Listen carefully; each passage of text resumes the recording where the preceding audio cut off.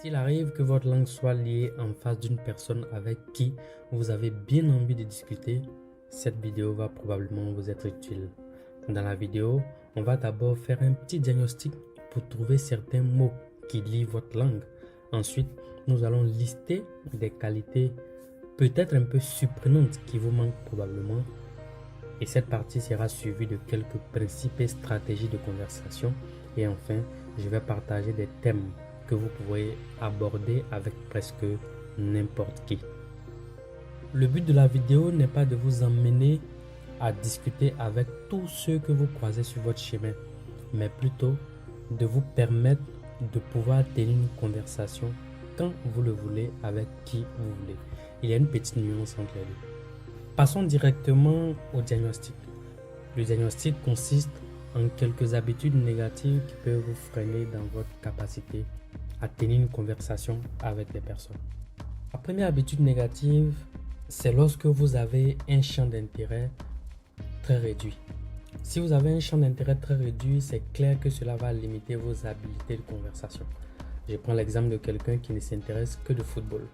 Alors, il sera très difficile pour cette personne de pouvoir tenir une conversation avec une autre personne qui n'a aucun intérêt pour le football, par exemple. Moi, dans mon exemple, il m'arrive de regarder des séries ou même des films tout simplement parce que les gens en parlent beaucoup. Parce que personnellement, je ne suis pas trop film, trop cinéma, mais quand un film ou bien une série fait trop de bruit, je me sens un peu dans l'obligation de regarder la série tout simplement parce que je veux aussi participer aux conversations. La deuxième habitude négative, c'est le manque de préparation pour les rencontres. Alors ça dépend techniquement du type de rencontre. Dans une seconde vidéo, je vais donner des techniques et des astuces pour pouvoir préparer des conversations, surtout informelles. La troisième, c'est le mauvais style vestimentaire. Quand je parle de mauvais style vestimentaire, c'est juste le fait que vous ne soyez pas à l'aise dans ce que vous avez porté. C'est beaucoup plus lié à comment vous-même vous vous sentez quand vous êtes habillé. C'est très important parce que si vous n'êtes pas à l'aise dans vos bottes, ça vous sera difficile de tenir une bonne conversation avec quelqu'un. La dernière, c'est la peur. La peur du rejet et la peur des conversations. Cette peur, en quelque sorte, est en fait légitime. Maintenant, la bonne question, c'est comment faire. Alors, on va voir maintenant quelques qualités qui peuvent peut-être sembler un peu surprenantes qu'il vous faudra pour pouvoir tenir de bonnes conversations avec les autres. La première qualité indispensable, c'est qu'il faut vous aimer. Plus vous vous aimez, plus vous aurez moins besoin de l'approbation des autres pour vous sentir bien utile. Et cela vous permettra d'être beaucoup plus relax. Plus vous vous aimez, plus vous aurez confiance en vous-même, vos sentiments. Donc, vous aurez confiance aussi aux sentiments que vous partagez. Et vous aurez confiance aux pensées qui jaillissent de votre esprit. Mais la bonne question, c'est comment faire pour s'aimer. Alors, pour vous aimer, vous pouvez utiliser deux pouvoirs. Le pouvoir interne et le pouvoir externe. Le pouvoir interne consistera à trouver des éléments que vous aimez chez vous-même. Ça peut être votre physique. Par exemple, vos cheveux. Moi, je connais quelqu'un qui aime ses cheveux plus que tout, quasiment tout au monde. Donc, si vous en prenez à ses cheveux, vous allez avoir tous les problèmes du monde. Ça peut être vos yeux. Ça peut être votre tête, même si elle est longue. Est-ce que vous l'aimez, votre tête? Ça peut être aussi des éléments immatériels tels que votre caractère. Peut-être que vous êtes une personne très gentille. Peut-être que vous êtes quelqu'un de franc, même si ça ne plaît pas aux gens. Vous, quand même, vous aimez le fait que vous soyez franc avec les gens. Peut-être que vous êtes une personne très courageuse. Peut-être que vous êtes une personne honnête.